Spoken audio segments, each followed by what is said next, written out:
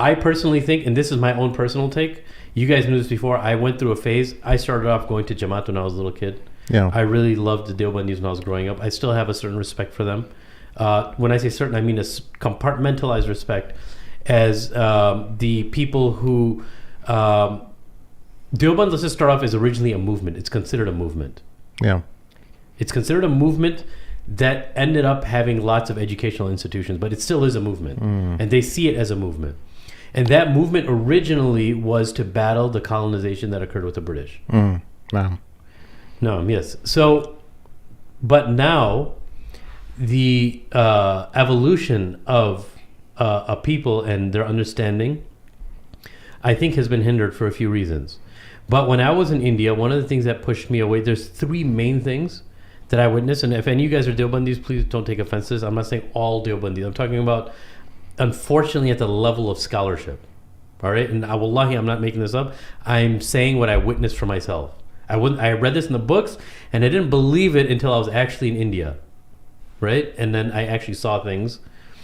The first is the practice of black magic amongst the elite from the scholars of Deoband. Wow. That's something that very much put me off. 1 second. And the glamorizing and the usage of jinns. So can we just talk about that for a second? Because to be fair, they don't call it black magic. They don't. They call it white magic. Yeah, exactly. But it's sihr. Couple that with, like, imagine how difficult this is for me. Like, when I'm on the north side, some of the masjids that are close to me when I'm on the north side of Chicago, I know that the person that's leading there, because the person that he did ruqya on, I know what this person asked him to do, which he considered ruqya. Like, the person who's leading, I know this person's very heavily involved in jinns and in black magic. Imagine trying to pray, and then he's giving nasiha and talking about hadith afterwards. Imagine how difficult that is, bro. Like, I can't pray in those places. You know what I'm saying? Because I know what's up. And I'm not going to pray behind a sahir, dude.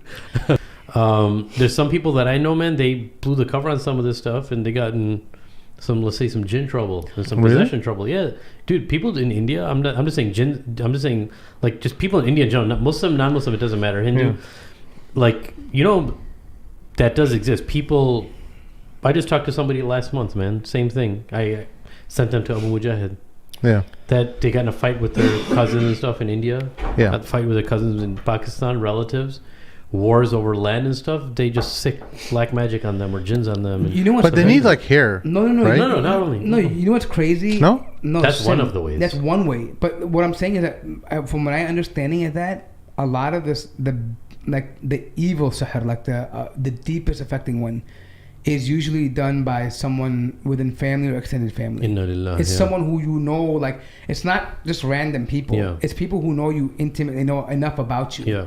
Right? They have to know certain details. So, I mean, we ask Allah to protect us from people like that in Hasad Na'in, right? But the crazy thing is that I just wanted to say this. I know some people might think, oh, just dogging on subcontinent scholars and people. And I'm going to be fair. Say all scholars, Yeah, and I'm going to be fair. Like, I don't want to say which group and which person, but even in Yemen, there are people who are of the persuasion of being Ahl Sufiya. Right? I don't know if they... Same thing in Egypt.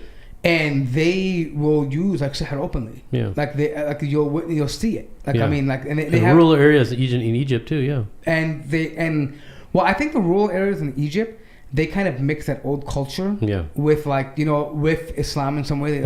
Like, all that kind of stuff. But I'm saying... This in, like, Yemen is straight up like sihr. Like, you'll find, like, books that are written sihr al-abyad.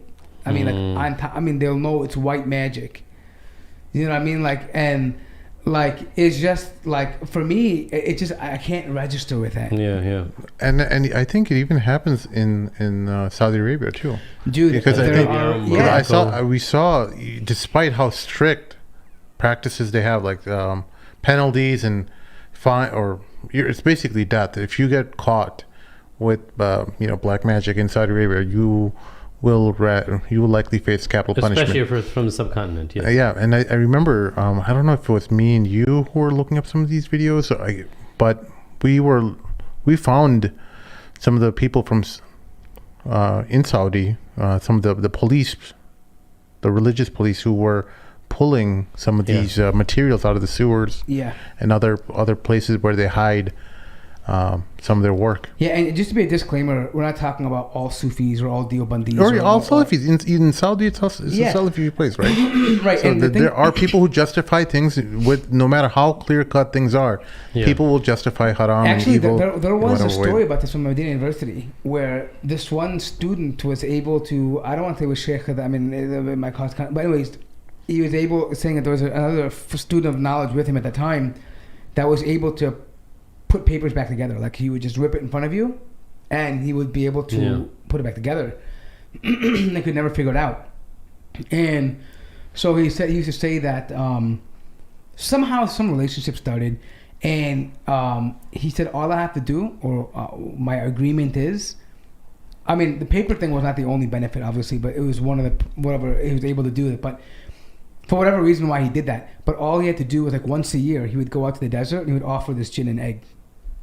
Just an egg. I mean, That's all weird. egg. But the thing is that the offering is ibadah, right? I mean, no matter how you look at it, right? I mean, we only offer for Allah subhanahu wa ta'ala. We only sacrifice for Allah subhanahu wa ta'ala. So he would do that. Like, he would, like, crack his egg open. And they found out, and finally when they found out, but what ended up happening is, like, there was actually another jinn inside of him that wanted to have obedience to that jinn.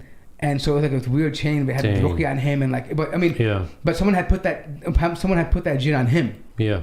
Right. Yeah. Like, out of jealousy and but I mean, so things like this happen out of the human condition. Like, people become so the inability to deal with their emotions makes them act and reactionary, and they do extreme things. Like, even though Allah has says in the Quran, Harut and Marut said clearly it's a fitna, it's a test for you guys.